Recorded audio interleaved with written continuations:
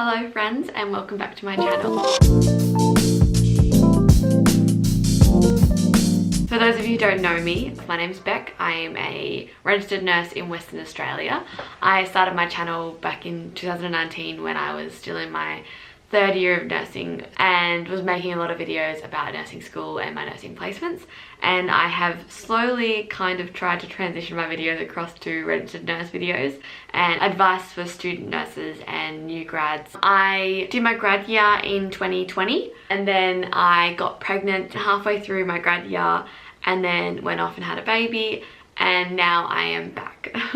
Alby is 9.5 months old and I went back when he was like 7.5 months. I'm gonna cut the intro short because I don't have much time because the baby is sleeping. So today's video is going to be all about medical ward placements or working on a medical ward. So hopefully by the end of it you'll be fully equipped to know what to expect from a medical ward placement or what to expect if you're going into a medical ward on your grad, because I know that when I was going into a medical ward for my second half of my grad, I honestly had no idea what to expect. In my head, and from what a lot of people had told me through nursing school, was that it's basically like aged care, and that's all I had really in my head of what it was going to be like. But yeah, I was not that excited about going into a medical ward, but by the end of it I actually thoroughly enjoyed it, so hopefully I can provide you some insight on what it's actually like. Medical wards are very, very broad in what conditions they see and what you are dealing with. I obviously can't speak for all hospitals because most of the hospitals that I've worked in or done pracs in have been smaller, and I haven't really worked in a large like hospital with separate medical wards, like if you have like a cardiac ward or you have a rehab ward, you know, like separate conditions on separate wards. The medical wards that I've worked on have been like general medical, so we've had heart conditions, lung conditions, kidney conditions, cellulitis, like skin conditions, neurological conditions. The list is humongous, and what I might do is I'll put like a list of the typical presentations that I've seen on the screen, and that way you can just take a photo of it or you can screenshot it. I'm also doing on my Instagram a little series all about the different medical ward placements or surgical ward placements or pediatric ward placements and kind of like tips that go along with them. So if you are curious to know more like tips, jump on my Instagram and you can kind of scroll through and just save all the posts that are like medical ward related tips. There'll be a lot of patients who are awaiting placement, and sometimes the medical ward is the only place for them. So you'll have people that are in there for like 3 weeks waiting for a placement to become available, like the social worker and the family and the patient all working together to find somewhere for this patient to go, and then waiting for a spot to open up, aka waiting for someone to die so they can move in. So yeah, so lots of the time you will have the same patient loads, so the turnover isn't that high, which is kind of nice sometimes because it means that you got to work like do a late early, you'll do your late shift, and the next morning you'll know exactly what medications they're on, exactly like how they mobilize. It's really helpful in that sense, and it's really nice sometimes if you like to get to know a person and they get to know you, and then you can build up like a really nice relationship. So that's one of the things that I really liked. I think that's enough jibber jabber for general stuff now. I'm going to get into the assumptions in the Q&A. What are some common medications you would see on a medical ward? I actually did a post on my Instagram on this, so I'm just going to screenshot that and put that up here. Typical day in a medical ward. Okay, so you start your shift at 7 o'clock most of the time. You'll have handover. Usually in the mornings they'll do like a huddle handover rather than bedside, but everywhere's different. And then we'd go out, get our files, see if night staff wanted to hand over anything particular, and then straight away 7 o'clock you'd go around, start your rounds. So you'd start doing your 8 o'clock medications and your 8 o'clock observations, and also getting patients out of bed into their chair for breakfast. But oftentimes you will leave the showers until after breakfast, when you kind of have like an hour to burn. After the 8 o'clock round, you will need showers or toileting that you need to do. I often will go and do my care plans at this stage and sign all of my paperwork and make sure that if I'm doing a time planner, I am up to date with it and I have gone through everyone's files and written down exactly what I need to do for the day. And then try and have a morning tea break. 9 till like 10:30, 11, you're just doing showers and toileting, and all like the bits in between, so like pain relief, rounding charts, wounds if you have any wounds that you could possibly do like after the shower. Keep in mind that a patient can deteriorate at any moment, so you could also be dealing with that. You could have found something on your 8 o'clock round that is taking your time, taking you a while to fix up. The doctors are also doing their rounds around this time, so if you like to be in the rooms when the doctors are assessing your patients, you can try to be, or you can be checking your files once the doctors have been to see if they've added any new orders, changed any medications, or written anything about discharge or anything like that. If any of your patients are being discharged, you'll do that as well during this time. So it is still quite a busy time to be doing everything, because you need to be getting patients out. If they're being discharged, you need to get them out as soon as possible so your bed can be refilled. About 11 o'clock, you'll be starting to prep for your 12 o'clock round. I usually do a round to do my obs and also check any medications that I might have for 12 o'clock and see if I've got anything for 2 o'clock, so prepping for like handover. I do 7.5 hour shifts, so I don't do 12 hours. So obviously it's a bit different if you're doing a 12-hour shift. We'll go round the full like 24 hours of medical ward. Going around to all your patients' rooms, making sure they've all got meals, that they can all reach their meals, that they've got water, they're comfortable and they don't need anything.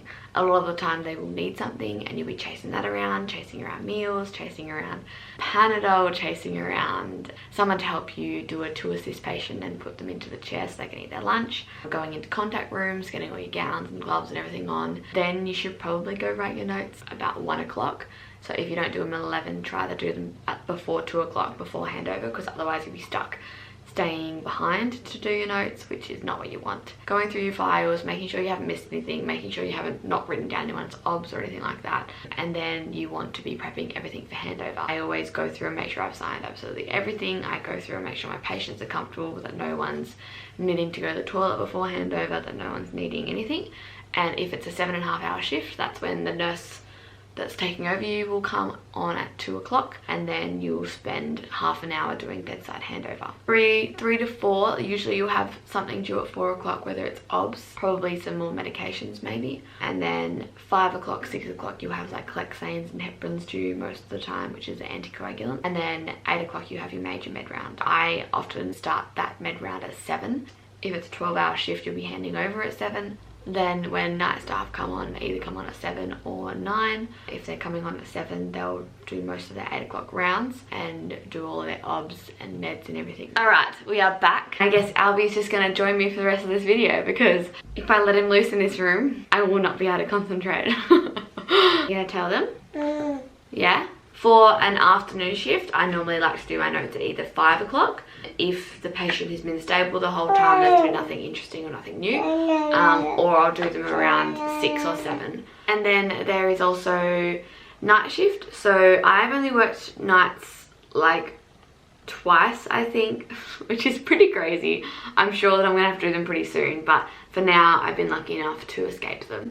But for night shift, if you're coming on at 7, you'll do your 8 o'clock round, getting all your paperwork sorted, because you have so many more patients. You've got to probably have a time planner and just have an idea of what's due when. Doing your obs around midnight, IV antibiotics at 10 o'clock sometimes, and then there'll be med round at midnight. Maybe once I'm doing a few more nights, I'll go into depth on a better routine or a better like idea of what night shift looks like. Usually you're like keeping on top of your IV fluids and just doing rounding of your patients, making sure they're okay. Doing your obs, you don't have many meds due, but there's still lots to do in a night shift. So yeah, that's kind of what to expect, and like a rough kind of gist of how the day is going to go. How to structure your shift as a student on placement. Because you can't do the medications, you can go into a room before the nurse does, just chat with your buddy nurse. But this is what usually I get my students to do when I've got a student. I say, if you go and do like room 2 and 3's blood pressure and obs for me, and then I'll go do blood pressure and meds in like these other 2 rooms, and then I'll meet you in this room, and then you can do the meds in like the last 2 or 3, like the last 1 or 2 patients we have for our whole 8 o'clock round. I'll get that nurse to do the meds for them with me, so that way we're not spending like a massive amount of time getting them to do all of the meds, but they still have an idea of like the time schedule and also like what I expect from them. I'll essentially give them I'll essentially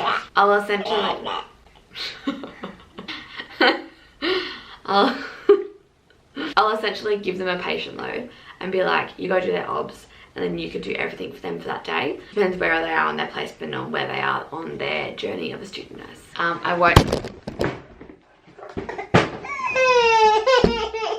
Sorry, kid.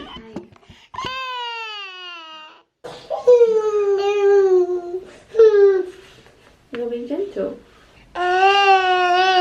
Alright, I'll let you run amok then. Okay, some assumptions are that you won't get to do many clinical skills, and I think that that is a big solid no. On a medical ward, you quite often have some of the sickest patients. Give me a second, he's about to get a PowerPoint. So on a medical ward, you often have very sick patients. So you will have lots of IV antibiotics to do, lots of wound care. You quite often will be needing to do basic life support, depending on the patient's resus status and how poorly they deteriorate. And you will be needing to recognize deterioration quite a lot, because patients on a medical ward will deteriorate quite quickly. The most amount of codes I've ever had on a shift and the most amount of like high acuity issues was on a medical ward. People are in hospital because they're sick 90% of the time, and a lot of times they get overlooked, and especially the elderly patients who need assistance with quite a few things, they will deteriorate very quickly, and oftentimes it can get missed. So you have to be really on the ball. Assumption: there's too much variety to properly learn about the patient's conditions. There is a very large variety of patient conditions that you see. And yes, oftentimes you don't have that kind of ability to really rein in your skills and rein in like your knowledge on one condition, because you're dealing with so many different things, like as opposed to working on a cardiac ward where everyone's there for cardiac related issues. So you get to know the heart and you get to know all of its functions and all the medications really, really, really well. So on a medical ward, especially a general medical ward, it is very hard to know everything, and it does take a long time to kind of understand each condition. Okay, I can sense this video is quite long already, so I'm going to finish up the video by doing 5 tips for medical placements or medical wards. So number 1 is get to know each patient's mobility prior to mobilizing them. So you never want to mobilize a patient that you don't know how they're supposed to mobilize. A lot of the times if they come up for ED and they're bed bound or they're resting in bed, they will be seen by the physio before you get them up out of bed to assess their mobility. Because number 1, it's dangerous for you because we often don't use the right aids. We don't know how to assess their mobility properly. We're not physios, we're the nurse. So you want to make sure the physio sees them first before you get them up. If they have been up with physio or they don't need to be seen by physio for whatever reason, just make sure you know how they mobilize. Do they mobilize with a walking stick? Do they have a 4-wheelie walker? Do they have a walking Zimmer frame? Do they need 1 person? Do they do 2 person? Are they like a setup assist with their meals? Like, oh bloody hell.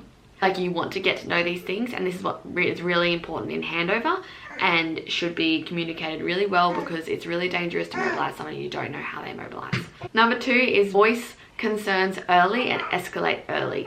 I found that the times where I've seen like a little slight change in someone's blood pressure, or they are just feeling a bit weak and sweaty and clammy, like, don't write anything off to being old age or something that's normal for them. Like, double check everything, whether that's doing a quick full set of vitals, a quick blood sugar, like quick neuro obs, like just making sure that you go the extra mile if someone is complaining of something, because oftentimes they'll be the ones who will deteriorate quickly.